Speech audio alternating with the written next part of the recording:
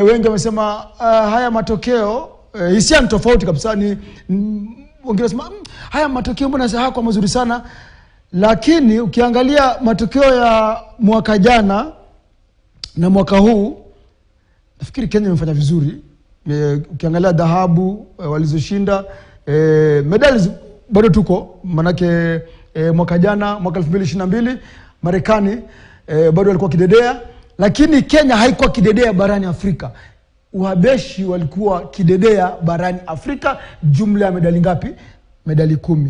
Lakini sasa Kenya wapo kidedea barani Afrika kwanza. Pili, uzito wa medali, Kenya wana jumla ya medali ngapi? Dhahabu 3. Kwa hivyo ukiangalia dhahabu hizo 3 kuna uzito fulani, au sio? Kana kwamba limeweza katika nafasi ya 4 na mwaka huu tumeweza katika nafasi ya 5, lakini kimedali kuna uzito fulani. Tuangalie mwaka 2019 mambo yalikokuwa jana, ndio jamaa wakisema wajua Kenya mambo yalikuwa mazuri sana, angalau wazungumza huku ukijua kwamba mambo yalikuwa kwaje. Angalia mwaka 2019 Doha, Marekani bado walikuwa kidedea. Na najua watu wangesema mbona Marekani. Ni kwa sababu ya vitengo ambavyo nchi hii ya Marekani ushiriki.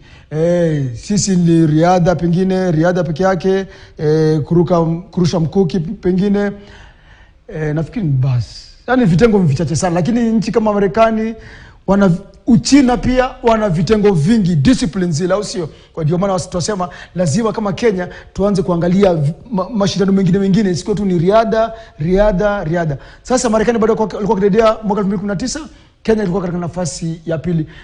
Mashindano haya Doha, Kenya ilifanya vizuri sana, ilikuwa na jumla ya medali ngapi? 11, ambapo walitoa idadi hii kubwa zaidi, medali 5 za dhahabu, 2 za fedha na 4 za shaba, huku Jamaica ikiwa katika nafasi ya 3, Uchina katika nafasi ya 4. Kando na kwamba wapo katika wanashiriki katika vitengo vingi, angalia Kenya ilipiku Uchina kisha Uhabeshi wakamaliza katika nafasi ya 5 mashindano ya mwaka 2019.